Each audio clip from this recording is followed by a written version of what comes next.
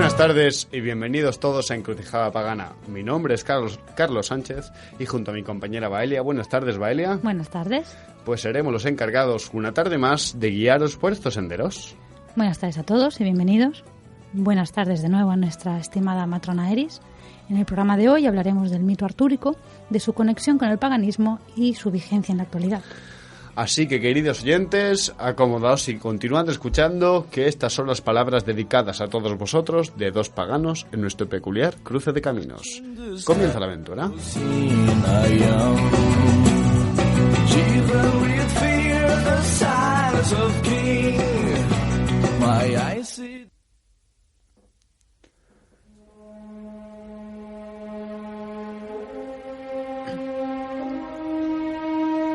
Todos hemos oído hablar en alguna ocasión de las aventuras del rey Arturo y los caballeros de la tabla redonda, del Santo Grial y su búsqueda, de Merlín y Morgana. ¿Quién no conoce a alguien que use de Morgana? Sí, todos conocemos una Morgana.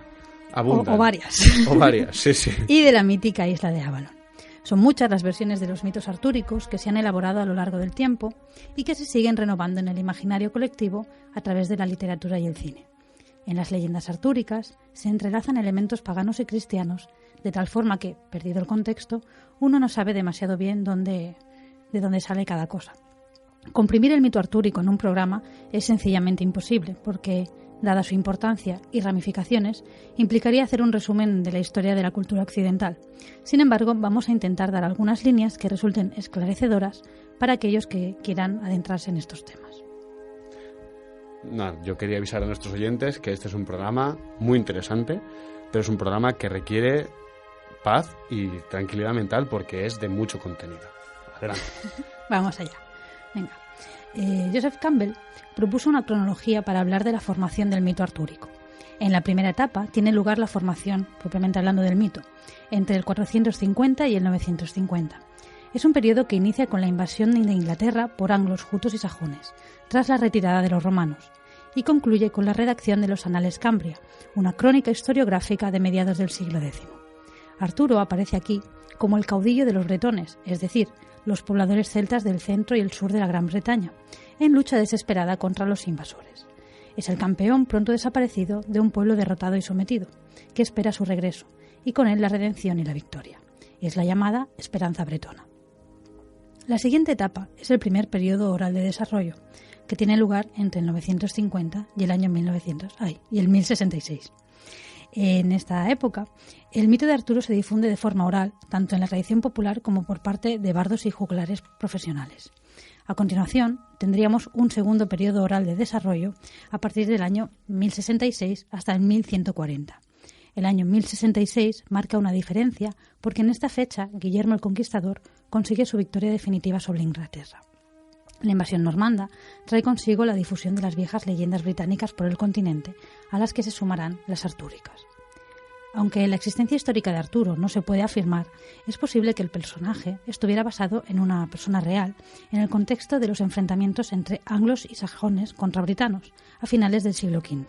Sin embargo, la primera mención a Arturo en un texto historiográfico es de casi mediados del siglo IX, en la Historia Britonum. Esta Historia Britonum fue escrita por un monje galés llamado Nennius.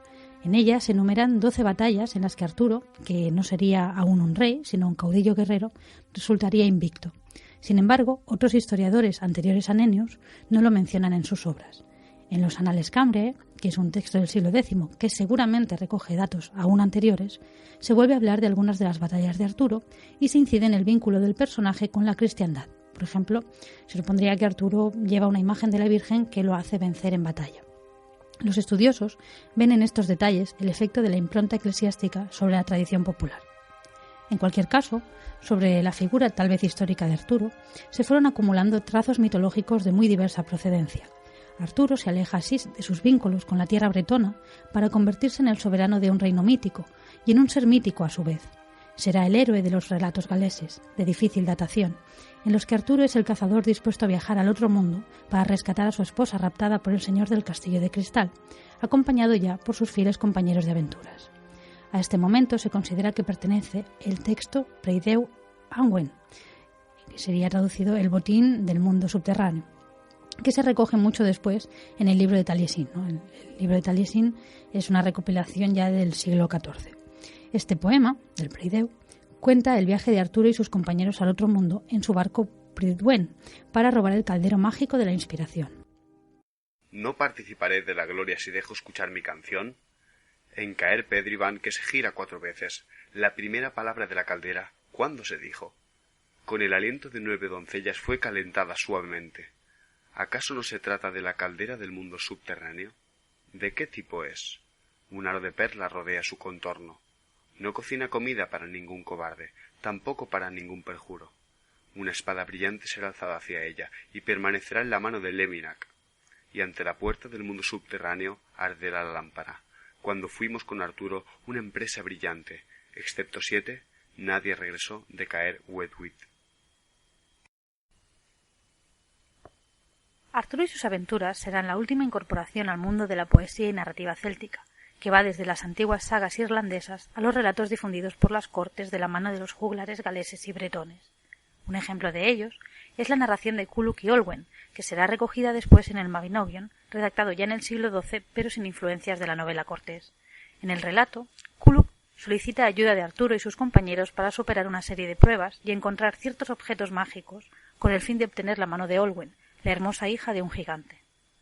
La representación más antigua de Arturo se encuentra en un relieve románico de la Catedral de Módena, entre el 1100 y el 1120, en el norte de Italia. En una escena, Arturo y 5 caballeros más asedian un castillo defendido por otros 3, al rescate de una dama prisionera, Ginebra. El grabado precede en 50 años a la primera novela artúrica que se ha conservado, y seguramente se deba al paso de un conteor, es decir, un juglar narrativo, bretón, que acompañara al duque de Normandía en la primera cruzada. Arturo ya no es el caudillo bretón, pero tampoco ha alcanzado aún su reputación como el mejor rey de la cristiandad, como llegará a ser conocido. Entre una y otra imagen hay infinitas gradaciones. El año 1165, por ejemplo, en el pavimento de mosaico de la Catedral de Otranto, en Italia, aparece un personaje con corona y cetro, cabalgando sobre una especie de ciervo o cabra, con la leyenda Arturus Rex. Ningún escrito sobre Arturo le asigna una montura tan curiosa. Sin embargo, la representación nos da una pista acerca de la dimensión mítica de Arturo, de cómo resuena en el imaginario popular, identificado como el rey del mundo subterráneo. Hacia 1190, además, se documenta un cuento en el que este rey Arturo, señor del inframundo, cabalga sobre una enorme cabra, en una tradición que seguramente comunica con las creencias acerca de la caza salvaje. Si recordáis el problema de la caza salvaje, pues ya comentamos que en muchas ocasiones el personaje a la cabeza es un noble. A partir de 1136 se inician las etapas literarias de desarrollo. Este periodo empieza con la aparición de la historia de los reyes de Gran Bretaña, escrita por un clérigo galés de ascendencia bretona, Geoffrey de Monmouth, quien construye una epopeya, entre comillas, nacional, porque hay que recordar que en esta época no hay nacionalismo que valga, pero bueno, pues una epopeya local, que hace pasar como relato histórico. Aquí se presenta a Arturo como el líder de la Inglaterra presajona, capaz de derrotar al mismo emperador de Roma. Geoffrey de Monmouth configuró los rasgos principales de la leyenda artúrica. En su relato aparecen ya figuras como Uther Pendragon, que es el padre de Arturo, y Merlín, así como la espada Excalibur. También menciona el nacimiento de Arturo en Tintagel, Cornualles, y su batalla final contra Mordred, y su retiro posterior a la isla de Avalon junto con Morgana, hermanastra de Arturo y aprendiz de Merlín. Geoffrey retoma una genealogía inventada anteriormente en la que Bruto es bisnieto de Eneas, y así se consigue crear una relación, un vínculo con la guerra de Troyas. Pues este Bruto funda el reino y termina, en el ocaso de la monarquía británica, terminaría con Cadwallader, que es heredero de Arturo. Entre uno y otro, entre la fundación del reino y, digamos, la muerte de su último gran comandante, pasarían unos 1000 años que, pues, Geoffrey de Monmouth va rellenando con nombres en parte recogidos de otras obras y en parte inventados por él mismo. O sea, hay que tener en cuenta que si Bruto es el fundador de la casa de Inglaterra, por así decirlo, y es bisnieto de Eneas, los otros bisnietos que tiene Eneas son Rómulo y Remo, que son los fundadores de Roma, ¿no? Entonces, se van colocando las cosas como para dar un mayor prestigio a esta saga familiar. En la obra de Monmouth, Uther Pendragon, por consejo de Merlín, por ejemplo, lleva desde Irlanda los monolitos de Stonehenge. Más tarde se enamora de Igerna, esposa de uno de sus nobles, el duque de Cornualles. El rey, Arturo, el rey Uther asedia el castillo de Tintagel, en el que se ha refugiado la dama, y con una estratagema mágica de Berlín adopta las formas del duque y su escudero. Mientras Uther se acuesta con Igerna, el duque cae en batalla nocturna y esa noche en la que Uther, transformado con otra forma, se junta con Igerna y es concebido Arturo. Curiosamente, Carlos Wall señala aquí que la historia de cómo es concebido Arturo recuerda mucho el truco usado por Júpiter, que con la apariencia de anfitrión llega al lecho de Alcmena y concibe a Hércules. O sea, vamos viendo diferentes paralelismos, sobre todo un deseo fuerte de vincularse con Roma y con el mundo grecorromano. La cuestión es que Uther Pendragón se casa con Igerna y por esto Arturo puede ser reconocido como hijo legítimo. Tras la muerte de Uther, Arturo es coronado rey con ayuda de Merlín y con Caliburnus, que es lo que en novelas posteriores el nombre que recibirá Excalibur. Y va avanzando de victoria en victoria. Más adelante se casa con Ginebra, que es de una familia noble romana, y mantiene su espléndida corte a la que acuden los mejores caballeros. Pues los iremos nombrando, ¿no? Galván, Kai, Mordred. Arturo, en esta épica, conquista Irlanda, Escandinavia y la Galia entera. En Pentecostés se corona emperador de Caerleon, que más adelante será llamado Camelot. Lucha después contra los ejércitos de la República de Roma, venciendo a los romanos, y cuando ya se dispone a avanzar sobre la misma Roma, recibe noticias de la traición de Mordred. Entonces Arturo regresa, lo derrota en 3 combates, pero en el último queda mortalmente herido y es llevado a la isla de Avalon. En el siglo XII, la historia de la oposición del Arturo britano al centralismo político romano era también una propaganda de Enrique I de Plantagenet. O sea, los Plantagenet eran los reyes de Inglaterra y señores de Normandía, en rebelión, más o menos disimulada, en contra de su señor feudal, que era Luis VI de Francia. La historia de Arturo ayudaba a legitimar la nobleza de esta estirpe. La obra de Monmouth señalaba el parentesco entre los celtas británicos y los franconormandos, ambos de raíz celta y, según el relato de Geoffrey de Monmouth, descendientes de antiguos exiliados troyanos. Los normandos contaron de este modo con una épica propia que podían oponer a la épica carolingia difundida por los cantares de gesta y los historiadores franceses. A partir de este punto, la leyenda artúrica se desarrolla ya de forma escrita, lo que no significa que desaparezca ni mucho menos de la tradición oral. Y bueno, pues en diferentes épocas va adoptando diferentes tonalidades, ¿no? Lo vamos a encontrar en la épica patriótica anglo-normanda, en las novelas de caballerías de la corte francesa, en las leyendas religiosas del Grial y en la épica biográfica alemana. Desde el siglo XII, Arturo fue el personaje central de un conjunto de leyendas conocido como Materia de Bretaña, en la que figura como personaje de numerosos romances en francés, romances entendidos como novelas. Las primeras obras de la novela cortés, que luego serán más conocidas como novelas de caballerías, aparecen en Inglaterra y especialmente en Francia. En el reinado de Enrique II de Plantagenet aparece la versión francesa y en verso de la obra de Monmouth, que originalmente estaba escrita en prosa latina, y recibe el nombre de Le Roman de Brut. Esta versión está realizada por Robert Wise. Wise intenta ser fiel a la obra original, pero introduce el énfasis en la cortesía y los amores, en las aventuras y, como recibían el nombre entonces, maravillas, ¿no? Los hechos fantásticos, que serán un rasgo principal de la literatura cortés o novela de caballerías posterior. Introduce también, en contacto con las leyendas bretonas, el bosque de Brocéliande y la tabla redonda, cuyos antecedentes no están claros y que parece encarnar el principio de primus inter pares, el primero entre los iguales, relacionado con los ideales de la nobleza caballeresca, en la que el rey era uno más entre los nobles que los aglomeraba a todos. Enrique II fue sin duda el rey más erudito de su tiempo. Se casó con Leonor de Aquitania y junto a ella, y también junto a sus hijos, las hijas que tenía anteriormente Leonor de Aquitania y los hijos propios de Enrique II, fueron grandes mecenas de la cultura de su tiempo. Su corte itinerante será la más poderosa de Occidente y a ella acudirán embajadores de todo el mundo, como los caballeros acudían a la del mítico Arturo. Pero la imagen del monarca ideal, dispensador, en una gran corte que acoge y premia a los mejores caballeros y señores feudales, admirados por nobles damas, va más allá de la propaganda política de los Plantagenet y se convierte en la encarnación de los ideales de la caballería, una clase social en decadencia a causa del centralismo monárquico y la incipiente burguesía. En el año 1190, los monjes de la abadía de Glastonbury, que no pasaba precisamente por un buen momento en el aspecto económico, descubren, entre comillas, las tumbas de Arturo y de Ginebra. Glastonbury se identificaba ya por etimología popular con Inisgutrin, la isla de cristal, y con Avalonia, la isla de las manzanas, a la que la creencia popular había desplazado el otro mundo feérico. O sea, si vemos que en un primer momento, o en un estadio anterior, el otro mundo y las antiguas deidades se sitúan bajo tierra, bajo los montículos, un segundo desplazamiento pues fue enviar este otro mundo a la mítica isla de Avalon. El hallazgo de las supuestas tumbas de Arturo y Ginebra serviría a la abadía para recuperarse económicamente gracias a las peregrinaciones y al culto a las reliquias que estaban muy en boga en aquella época. Y por otra parte, cumplía la función de terminar de una vez con la esperanza bretona, es decir, con la ilusión que tenían los bretones de que Arturo pudiera retornar de Avalon con sus heridas ya sanadas.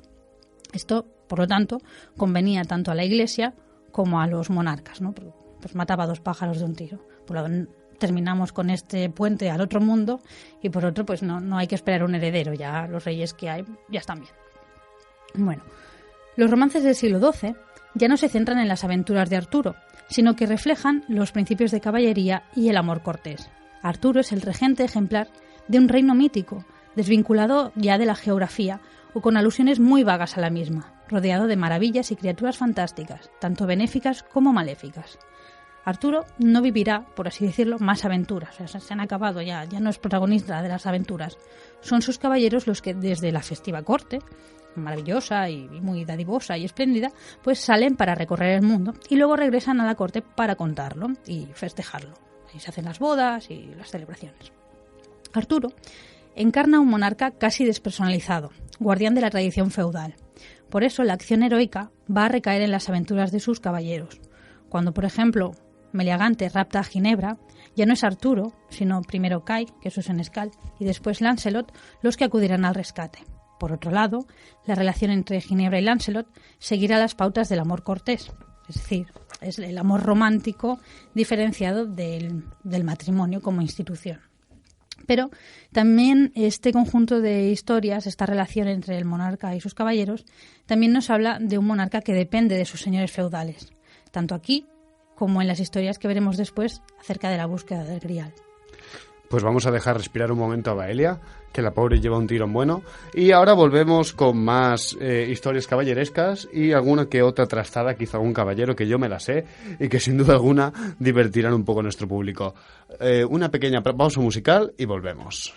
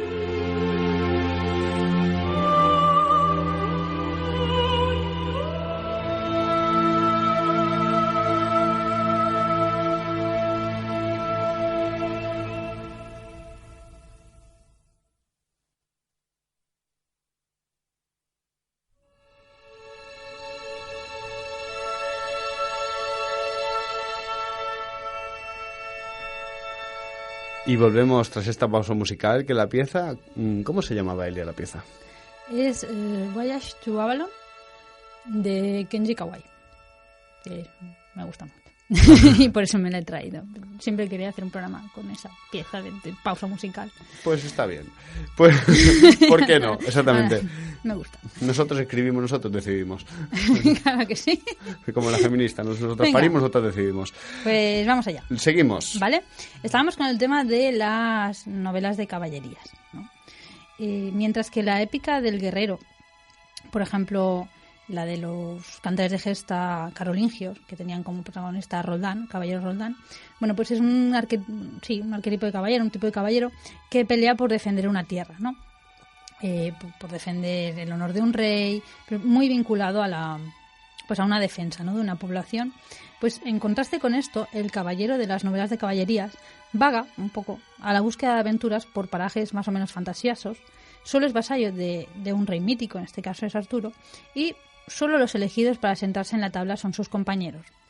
Los encuentros entre individuos suelen llevar al combate, son dos caballeros que se encuentran y entran en combate, pero tampoco es extraño que este combate termine en un reconocimiento entre iguales, ¿no? Vamos a buscar lo mismo, sí, ya está, ¿no? Y se hacen amigos y siguen el camino juntos, ¿no? Hay una cierta frivolidad en todo esto, en la vida del caballero errante. De todos modos, la lejanía de la realidad histórica permitió a las novelas de caballerías sobrevivir a la crisis del feudalismo, porque en ellas se recoge, pues, elementos como el espíritu de aventura, el valor, la generosidad con los oprimidos, la lealtad, la gentileza, la piedad con los vencidos, que de una manera más bien nostálgica, en ocasiones irónica, pervivirán en la sensibilidad occidental. En el arte occidental, pues ya a futuro ahí se queda. Pero esta nostalgia se hallaba ya implícita en las mismas obras de la época. O sea, en el momento en el que se escriben ya hay ese ambiente de nostalgia, de los tiempos, cualquier tiempo pasado fue mejor, pues esto ya estaba implícito mientras se redactaban las historias de caballería. La novela caballeresca recoge también el legado del amor cortés, tanto el de los juegos de la corte como la otra vertiente, que sería el amor fatal, que es esta pasión que no se puede sujetar, de la que, por ejemplo, un ejemplo sería la historia de Tristán e Isolda, que es una leyenda, en principio, una leyenda céltica independiente, que termina integrándose al universo artúrico, hasta el punto en que Tristán mismo será reconocido como uno de los caballeros de la tabla en alguna de las narraciones que van por ahí. Entre todos los escritores de esta época, destaca Chrétien de Troyes, ¿vale?, que vivió entre el 1135 y el 1190. Chrétien fue un poeta de la corte de Champaña, al que se considera el padre de la novela francesa y en ocasiones incluso el padre de la novela occidental directamente. Él era buen conocedor de Ovidio y de la poética trovadoresca. Tomaría su inspiración en los cuentos de aventura bretones, que todavía pervivían entre los bardos de Bretaña. En sus obras, de Troyes añadió otros elementos esenciales de la leyenda artúrica, entre ellos la figura de Lancelot y el Grial. Chrétien tiene una visión optimista, en la que igual, en sus narraciones existen conflictos y pasiones, pero el amor y el valor todo lo pueden. La aventura es una prueba que el caballero acepta, es una vía de excelencia y un salto a una felicidad superior. No se trata solo de la grandeza física del guerrero, como veríamos en el arquetipo de Roldán, sino sobre todo de la grandeza de espíritu, ¿no?, de arriesgar mucho para ser merecedor de grandes recompensas. La forma más desarrollada de la aventura será la búsqueda de un objeto mágico o el rescate de una doncella, que se transforma en una peregrinación, en un camino de obstáculos cada vez mayores para el héroe. Entre las obras de Chrétien destacan por su influencia posterior El caballero de la carreta, que se escribió entre 1177 y 1181 y está protagonizada por Lancelot, y El cuento del Grial, que se escribió entre 1181 y 1191 y está protagonizado por Percival. Frente a las figuras más o menos típicas de las novelas caballerescas, como por ejemplo el senescal Cai, que es muy torpe y a veces es maleducado. Luego tenemos al sobrino de Arturo, que es Galván, que es el caballero por excelencia, ¿no?, así bastante, como diríamos, superficial, frívolo, pues lleva bien su papel, pero no ahonda, no es un personaje profundo. O el ceremonioso Arturo mismo, que acaba pues teniendo un rol bastante hierático. Pues Chrétien dota de personalidad propia a Lancelot y a Percival, ¿no?, y sus aventuras ganan por esto en dramatismo. Autores contemporáneos a Chrétien y también posteriores harán sus propias adaptaciones, añadiendo capítulos y matices más religiosos o más dramáticos a estas historias de Chrétien. En las novelas de búsqueda normalmente salen 2 caballeros al mismo tiempo. Por ejemplo, cuando hay que rescatar a Ginebra salen Galván y Lancelot, y cuando van a la búsqueda del Grial pues salen Galván nuevamente y Percival. Pero el premio está reservado al elegido. Por el camino, sin un itinerario previamente definido, van encontrando pues los elementos propios, ¿no?, de estas narraciones: bosques frondosos, enanos maléficos, eremitas, torneos, damas en apuros, etc. Y lo que hacen aquí estas elaboraciones del mito es integrar muchos elementos de los cuentos tradicionales que ya vienen de la tradición bretona. Esto lo que ha conseguido es que mucha de la cuentística pues popular o incluso mitos antiguos hayan ido perviviendo de una manera más o menos reconocible dentro de todo lo que es el universo artúrico, y pues gracias a esto los podemos rescatar hoy en día. La historia de Percival es la de un muchacho criado por su madre en la soledad de unos bosques. La viuda perdió en batallas a su marido e hijos y quiere conservar así al último varón de la familia. Pero el muchacho sale al campo una mañana de primavera y se encuentra con unos caballeros, que lo dejan fascinado pensando que se trata de ángeles del cielo. Se acerca y, al descubrir que son caballeros, decide serlo también él. Por eso, a pesar del dolor que la noticia le causa a su madre, le revela su verdadero origen y condición, le da algunos consejos y lo deja partir. Mientras se aleja, se gira un momento y ve a su madre desmayarse, pero prosigue su marcha y se adentra en la floresta. Por la mañana, descubre una hermosa tienda de campaña, en la que haya dormido una hermosa damisela. Interpretando muy torpemente los consejos de su madre, besa a la doncella por la fuerza, le arrebata su anillo y se come el almuerzo preparado en la tienda. Cuando poco después llega el caballero, amigo de la dama, y se entera de lo ocurrido, se enoja con ella y la castiga a seguirle sin que ella pueda comer o cambiarse de vestido hasta que él haya cobrado venganza por la afrenta sufrida cortando la cabeza al intruso. Mientras tanto, el joven llega a la corte del rey Arturo y se cruza con el caballero rojo, quien, en ausencia de los caballeros, ha acudido para desafiar a Arturo y amenazar con quedarse sus tierras. El joven llega ante el apesadumbrado Arturo y pide ser armado caballero, con una armadura como la del caballero que acaba de ver. El senescal Kai, burlándose de él, le dice que le regalan la del mismo caballero rojo siempre que sea él mismo el que la vaya a buscar.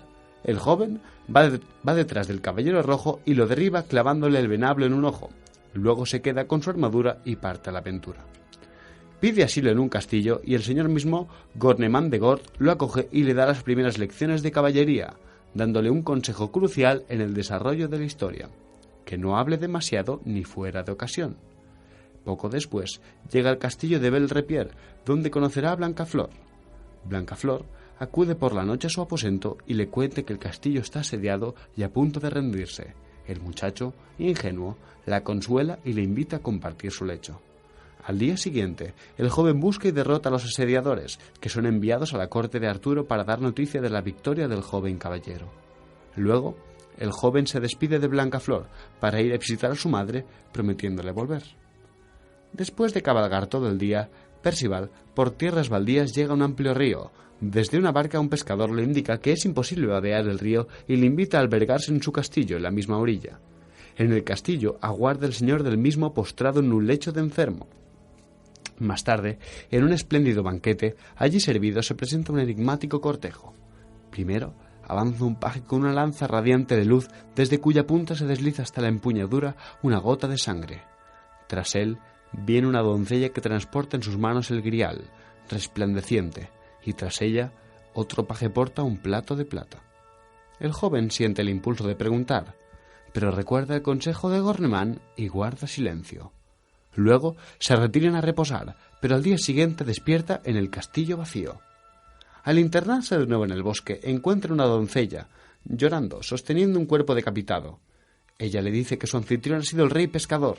Le pregunta si vio la procesión del grial y si preguntó por lo que significaba. En este momento, Percival descubre su nombre y le dice que sí lo vio, pero que no preguntó.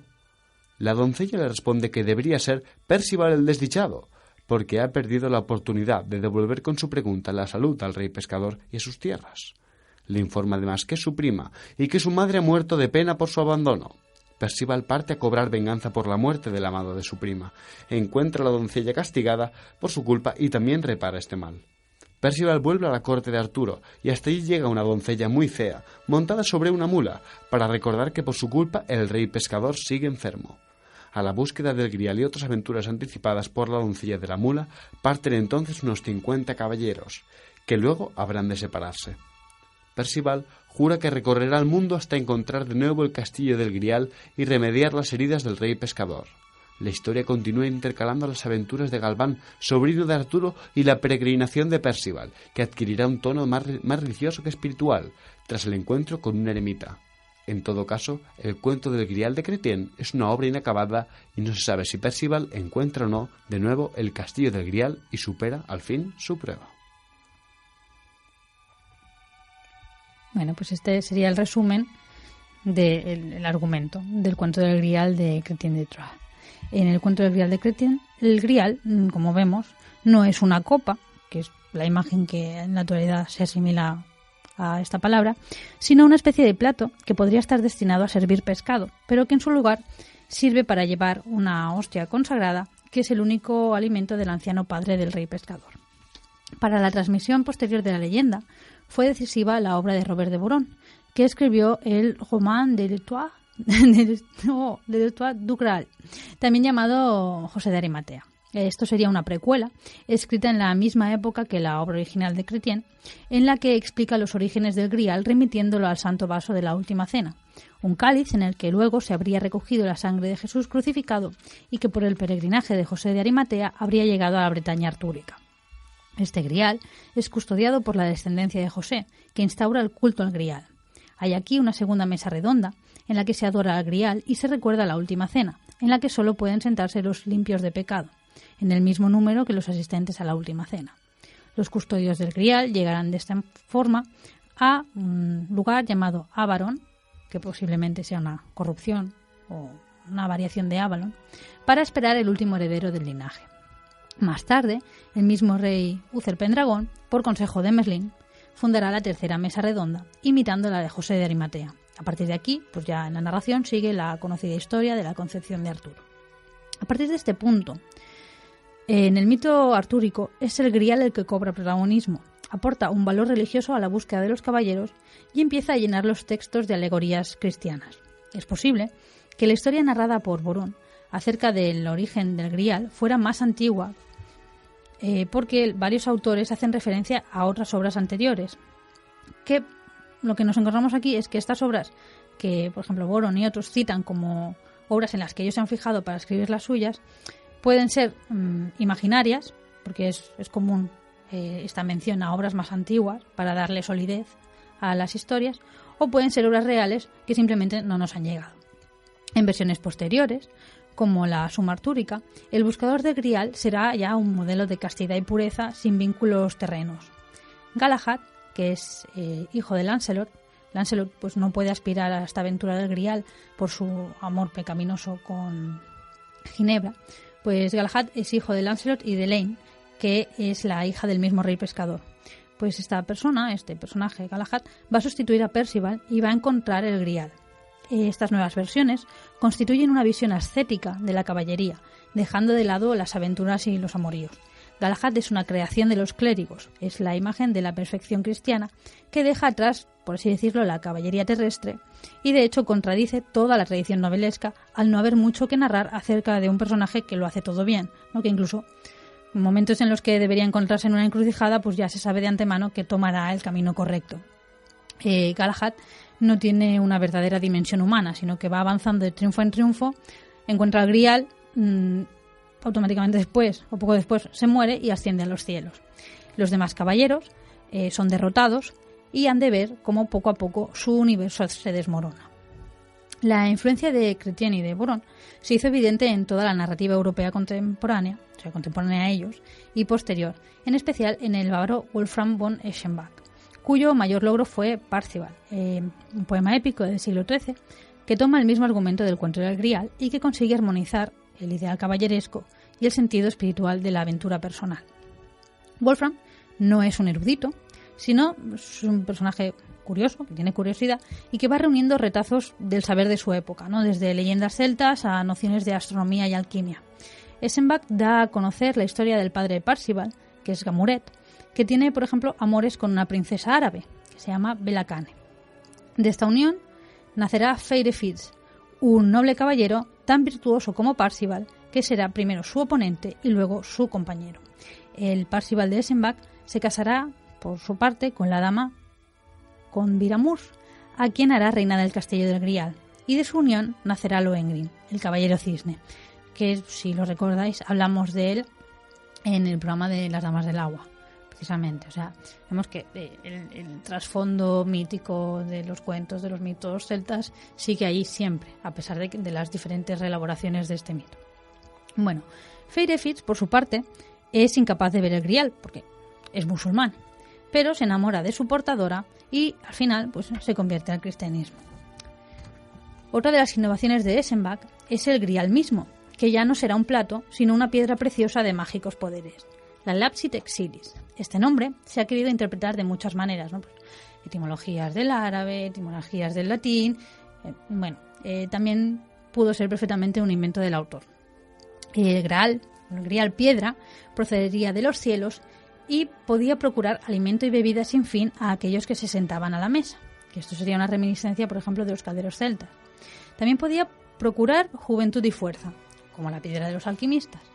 Y una característica que también tenía era tenía un peso variable, de modo que una persona pura, una doncella casta, por ejemplo, pues podía llevarla con ligereza, pero que una persona corrupta pues no podría ni levantar, ¿no? Esto pues casa un poco con las espadas que están destinadas a un único portador, o sea, no solo Excalibur, sino hay varias espadas en el ciclo artúrico que el que no tiene que tenerla, o el que no la merece, pues no la levanta.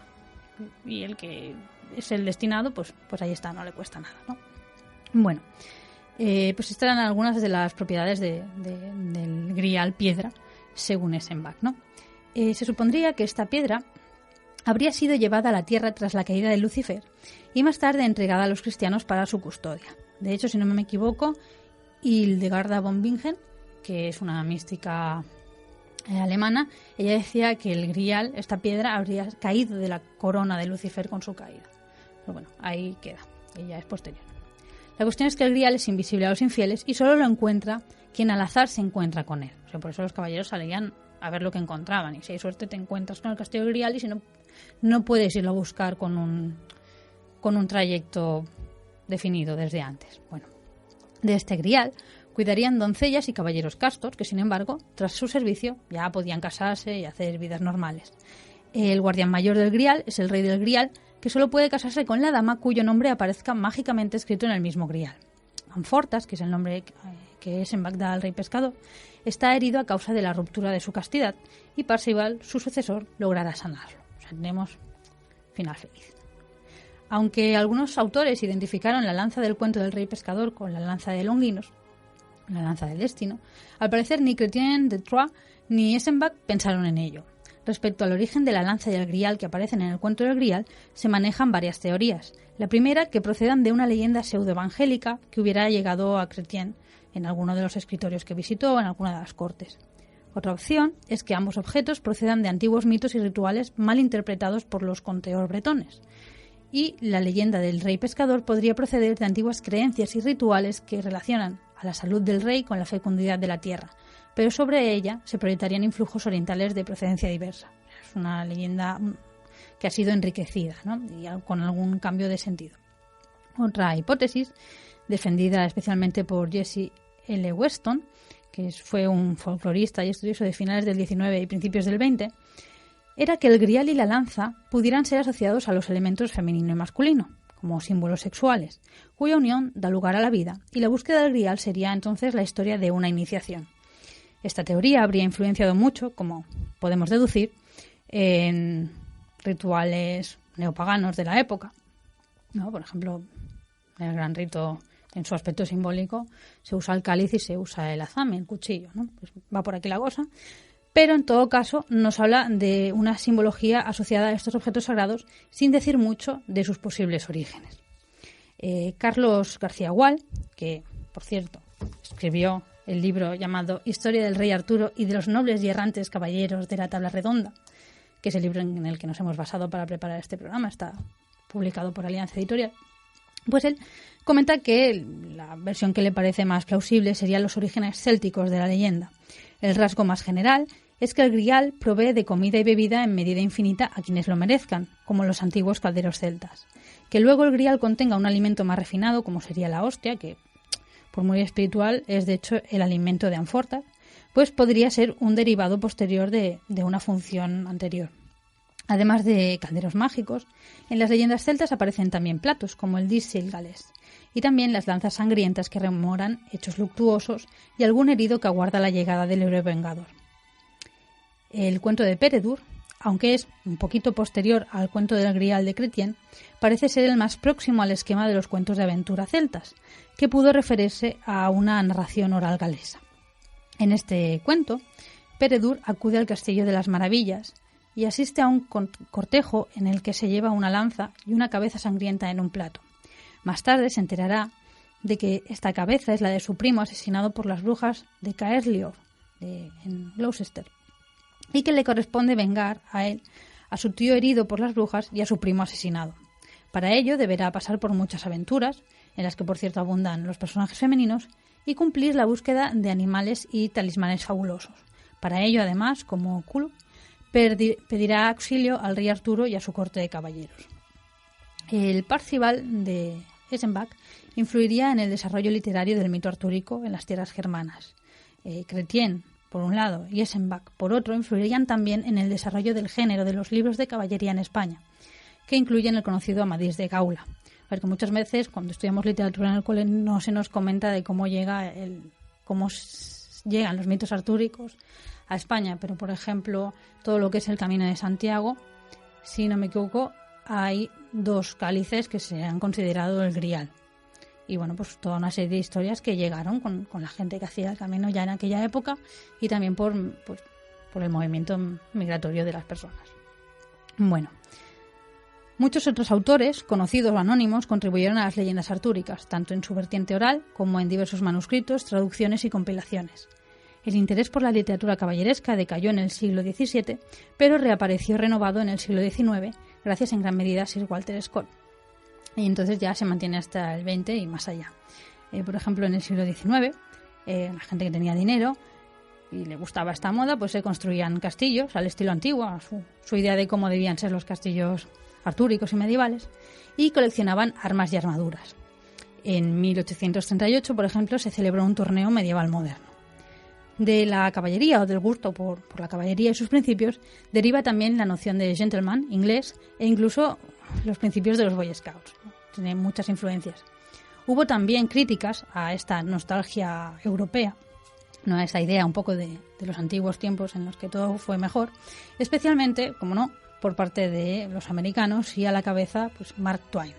Pero también hubo recreaciones posteriores, por ejemplo, la película de Disney, de La espada en la piedra, que es la que muchos hasta la fecha pues conocen como su primer contacto con el tema artúrico, pues está basada en la novela del mismo nombre, escrita por T.H. White en 1939.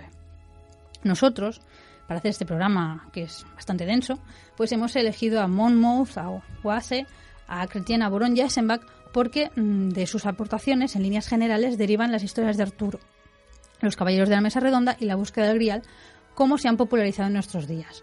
Los elementos clave que más tarde reelaborarán autores de corte esotérico como Otto Rahn, que fue autor de La cruzada contra el Grial y La corte de Lucifer, que a su vez pues influiría en el nazismo esotérico, pero también en muchas otras manifestaciones culturales, o Dion Fortune, que reelaboraría la imagen de Vivienne y Morgana en su novela La sacerdotisa del mar, pues beben del compendio que hicieron estos autores. Mucho más tarde, Marion Zimmer Bradley, que es escritora de novelas de fantasía y ficción, reelaboraría el mito artúrico desde la perspectiva de sus protagonistas femeninas en la saga de las nieblas de Avalon, que inspirará en gran medida las actuales corrientes avalonianas centradas en la espiritualidad femenina. Pues muchas gracias, Baelia, por este gran programa sobre los mitos artúricos. Ya conocemos un poquito más sobre estas caballerescas aventuras y sus orígenes míticos y no tan míticos, algunos, al fin y al cabo muchos eran intentos políticos de apropiarse una leyenda, ¿no? Pero bueno, de verdad, un programa interesantísimo. Y ahora, antes de despedirnos, tenemos que decir que vamos a cambiar de tema radicalmente y Pues vamos a ello.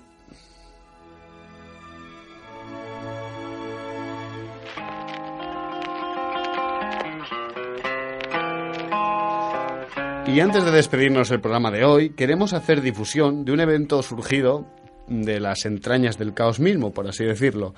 Y es que, digamos que hay un movimiento bastante underground por Internet, y por lo que no es Internet, que básicamente ha organizado de una manera bastante ecléctica, pero bastante difundida, este sábado 23, una aquelarre en contra de la compañía Monsanto. Para quien no conozca esta compañía y sus fechorías, puede investigar un poco y se enterará enseguida de lo que sus acciones han llevado y lo que las consecuencias terribles que nos han traído a todos, ¿no? Sus semillas transgénicas básicamente pues han arruinado cultivos y han traído la desgracia para muchos de los que se dedican al trabajo de la tierra. A continuación vamos a leer un fragmento de lo que es la llamada mágica contra esta compañía.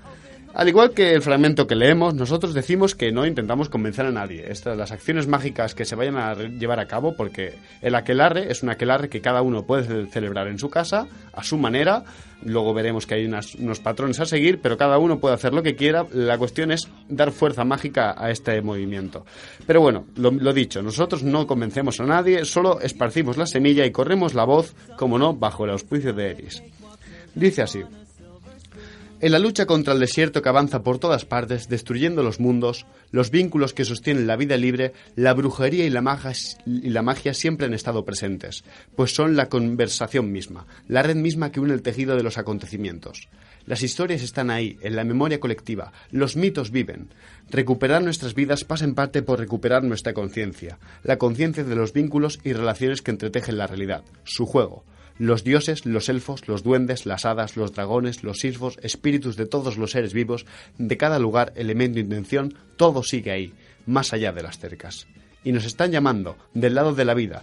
Esperar, en este caso, es un suicidio. La sangre nos llama.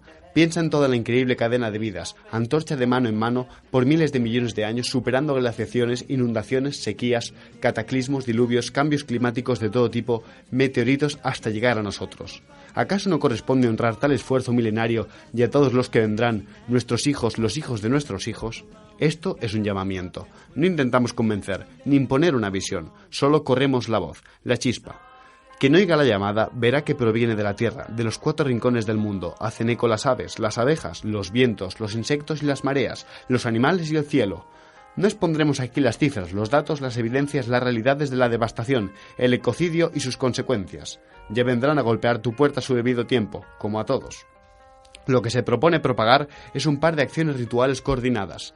En Luna Nueva, 5 días previos al 23, esto ya se hizo, se realizará un aquelarre mundial contra Monsanto y luego el 23, día de la marcha mundial, se realizará otra macumba global con varias acciones. Cada cual puede realizar las que sea su voluntad, adaptarlos, compartirlos y replicarlos. Esto es un llamado a todos los magos, brujos, psiconautas, psicohackers, místicos, frikis, hippies, punks y dueñas de casa, a todos quienes prefieran la vida libre, al control de la esclavitud y los monocultivos, a apoyar de la manera que mejor les parezca la semana de acción global contra Monsanto. La idea es que todos los rituales y todos estos eventos puedan ser compartidos, adaptados, modificados, replicados, manteniendo ciertos elementos en común a modo de enlace, como el sigil de reverdecer, la runa árbol dragón y ciertas acciones rituales. Usar las armas milenarias de la brujería popular y también las técnicas del enemigo, las técnicas de los medios, el marketing viral, los mensajes subliminales, memes, etc. Durante siglos, el poder de las prácticas populares de brujería ha sido negado y marginado fuera de la realidad consensual. Los brujos, como los pueblos indígenas, fueron tan reprimidos por la monocultura dominante que se ha llegado a negar su existencia misma, su realidad. Exiliados de la realidad impuesta, el desencantamiento del mundo. Recuperar nuestras vidas y nuestra tierra común pasa por nuestros cuerpos y nuestras conciencias mismas. Básicamente, después de este llamamiento tan épico, sí, decir que... Es una parte del manifiesto. Es una parte del manifiesto que podéis encontrar en la página célulasherisianas.blogspot.com. Repito, célulasherisianas.blogspot.com. Luego ponemos el enlace. Luego pondremos el enlace. Y como habéis visto, ¿no? Pues es el aquelarre que se tiene planeado para el día 23, este sábado. Tiene en común pues un par de sigiles, reverdecer y runa dragón, que para quien no los conozca son un par de sigiles que pueden ir de la mano y tienen como objetivos cosas bastante parecidas. La primera, el reverdecer, es una energía, digamos, que busca despertar la tierra y hacerla brotar para regenerarla con una energía verde y dar fuerza a los brotes y, como no, pues recuperar un poco pues la naturaleza que el mundo mismo se ha envenenado y pues merece otra vez ser despertada. Reverdecer, en propias palabras de células erisianas, es así: es tanto energía como la Genki Dama de Goku. Sí, Son Goku. Eso te ha gustado. Sí, obviamente. Energía de la Tierra para curación regenerativa de los ecosistemas multiversales, así que lo podemos usar, es un sigil, para curar personas enfermas, envolviéndolas, por ejemplo, en un huevo verde con la imaginación. En luna llena podemos ofrecer semillas a reverdecer y tirarlas en la tierra salmodiando su mantra. Su mantra es muy sencillo: reverdecer, reverdecer, reverdecer. No tiene más. Y la otra, la runa dragón, es muy interesante porque tiene parecidos con otros sigiles, que ya un día hablaremos de ellos, que es Dragon Network o Red Dragon, que es básicamente un sigil que sirve para unir y encadenar diferentes actos mágicos. Es una red descentralizada de grupos, básicamente, con la afinidad del activismo ecológico y actividad en torno a la magia. Básicamente, pues la runa dragón enlaza pues diferentes actividades mágicas y a partir de y crea una red en la que esas actividades mágicas obtienen fuerza entre todas de una manera más potente.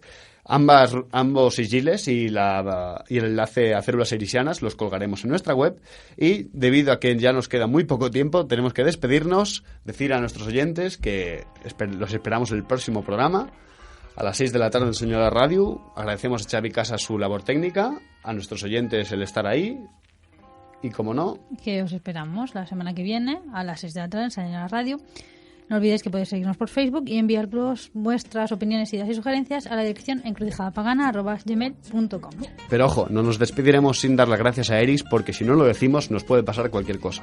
Así, gracias, Eris. Gracias por todo. Gracias por ese bonito vestido medieval que llevas hoy. Efectivamente. Y bueno, deciros que nos vemos en la próxima semana, o nos oímos, mejor dicho, que venimos con un programa bastante denso. Ya veremos. La próxima semana trataremos sobre filosofía hermética. Queridos oyentes, agarraos las bragas porque esto pinta duro.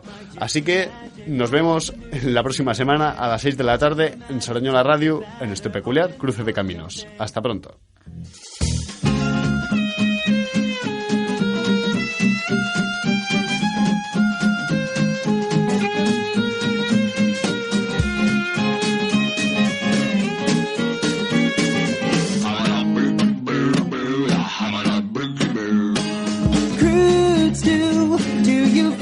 Apple bloom. Sometimes life is not a cakewalk served up on a silver spoon. Toss a fig and save the date, and bread and butter, chant and mutter, marination, incantation, chocolate icing, timeline splicing, yeast is rising, rectifying.